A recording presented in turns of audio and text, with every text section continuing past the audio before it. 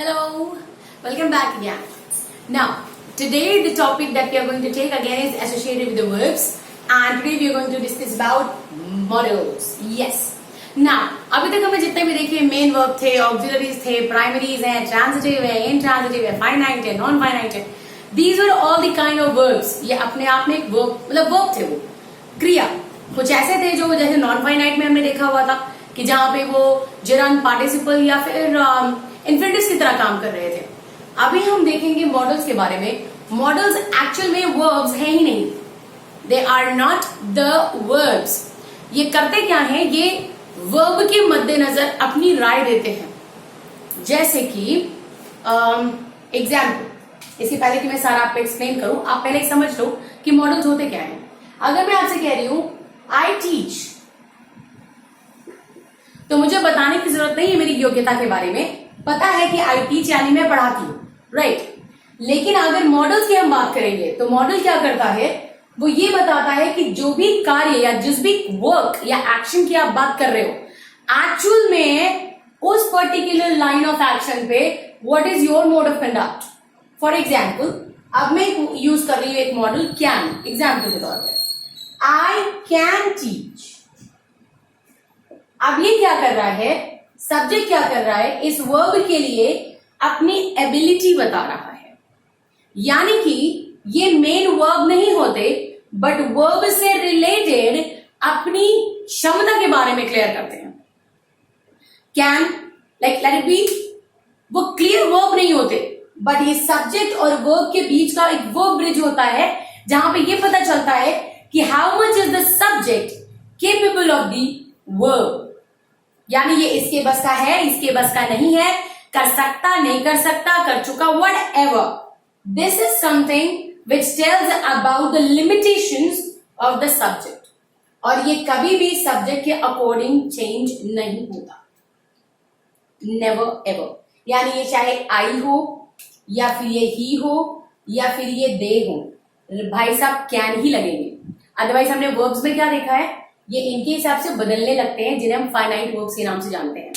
तो इनके साथ क्या होता है, ये सब्जेक्ट की क्षमता का बयां करते हैं उसके कार्य के मद्देनजर, और इन्हीं को हम कहते हैं मॉडल्स. यानी सिंपल सी बात है, अगर आपसे कोई कहता है आर मॉडल्स वर्ब्स, तो आप बोलेंगे no, models are not the verbs, rather they are a kind of a bridge between the subject and its verb, telling whether the subject is capable enough or not.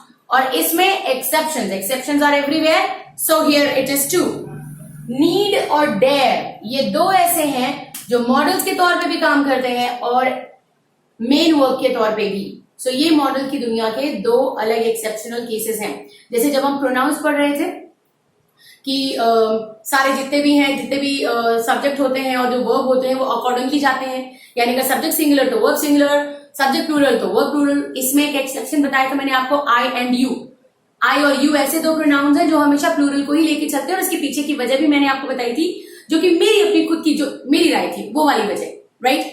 इसी तरह से here in the models, every model, जितने भी models हैं, ये सारे के सारे सब्जेक्ट के लिमिटेशंस को बयां करते हैं उसके काम के लिए, except for need and dare. यानी अगर हम शुरू से फिर शुरू करें, मॉडल्स क्या है, these are not meant to act as main verbs. ये मेन वर्ब्स के तौर पे इस्तेमाल करने के लिए नहीं है. Can, may, would, has to, going to, ये सारे के सारे डिफरेंट काइंड ऑफ मॉडल्स हैं हमारे पास, और जिनमें से कुछ बहुत ही फेमस वाले हैं. पढ़ेंगे तो हम सारे के सारे famous and non famous both. और ऐसा नहीं कि वो नॉन फेमस है, you are not known to it, you are not introduce और welcome to it. Now let's see. अब हम इसके आगे बढ़ते हैं. यानी कि अभी तक जो हमने सीखा वो ये है, what are models. Models are not the exact verbs, but हाँ, ये सब्जेक्ट और उसके वर्ब, सब्जेक्ट के लिमिटेशन के बारे में बताते हैं उसके वर्ब को लेकर के, कि क्या ये इसके बस का है, ये इसके बस का नहीं है, क्या ये इसके बस का हो सकता था, नहीं हो सकता था, शायद, लिमिटेशंस. अब इसको किस कैटेगरी में डिवाइड करते हैं, ध्यान से देखना. Present, past, conditional. कंडीशनल का मतलब होता है इन दोनों में तो इनके बाद वर्ब जुड़ेगा, यानी इसके बाद वर्ब आता है, इसके बाद वर्ब आता है, और वो भी फर्स्ट फॉर्म में हमेशा. लेकिन इसमें आपको वर्ब दिखाई नहीं देता।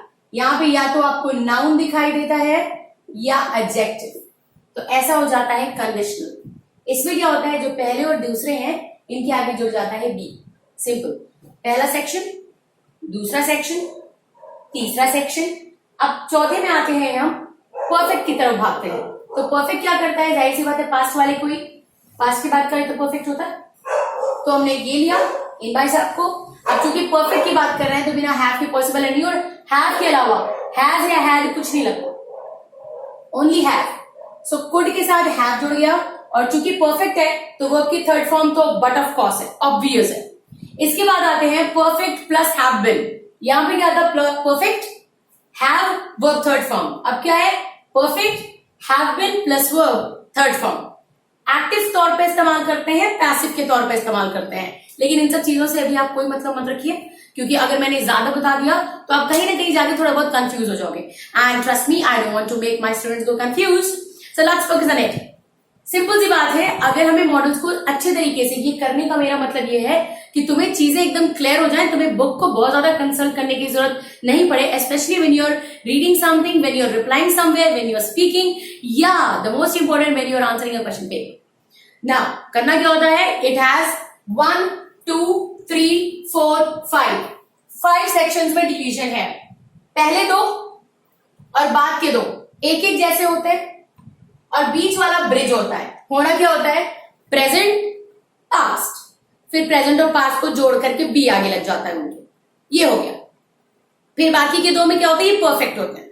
तो हम क्या करते हैं, पास्ट लेते हैं, हैव लगाते हैं, वर्ब थर्ड फॉर्म, और लास्ट वाले में बिन लगाते हैं थर्ड फॉर्म के साथ। सिंपल, यानी एक तरीके से अगर मैं एक और प्रैक्टिस करके तुमको दिखाऊं, तो अगर मैं लिख रही हूं विल,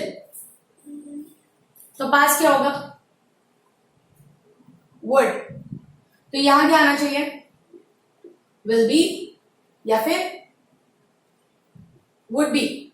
अब यहां पे क्या होना चाहिए, would plus have plus verb third form, और यहां पे क्या होना चाहिए, would plus have plus been plus verbs third form. या फिर और ले लेते हैं, मैंने आपको दे दिया मे का पास क्या है, आप बोलेंगे मैम जी माइट हैगा। मैंने कहा अच्छा, फिर थर्ड वाले में क्या करना है, मैम जी पहले वाले में भी बी लगा देंगे और दूसरे वाले में भी हम बी लगा देंगे, ठीक है। अब इसके बाद क्या करूं, मैम जी परफेक्ट लेके चलते हैं। तो परफेक्ट में किसको उठाते हैं, पास्ट वाले को। तो मैंने माइट उठाया, इसके आगे हैव जोड़ा और वर्ब थर्ड फॉर्म, और इन भाई साहब में क्या करा, मैंने माइट लिया, हैव लिया, बिन लिया प्लस वर्ब थर्ड फॉर्म। इसकी पूरी एक अपनी कैटेगरी है, the whole category. This is just the beginning of it. यानी अगर आपकी कभी आप बुक वगैरह में देखोगे ना, तो ये आपको घना कंफ्यूज करते हैं, अच्छा खासा कंफ्यूजन, और स्टूडेंट्स को लगता है यार ये याद कैसे होंगे। जब तक याद नहीं होंगे तब तक कॉन्सेप्ट क्लियर नहीं होगा, तब तक कॉन्सेप्ट क्लियर नहीं होगा तब तक मीनिंग्स क्लियर नहीं होंगी, और जब तक मीनिंग्स क्लियर होंगी नहीं तो जाहिर सी बात है लॉजिक क्लियर तो होने से रहे। अगर आप ऐसे करोगे ना तो ये दिख रहा है, स्नैपी हो रहा है, बिल्कुल एग्जैक्टली वैसा ही जाएगा।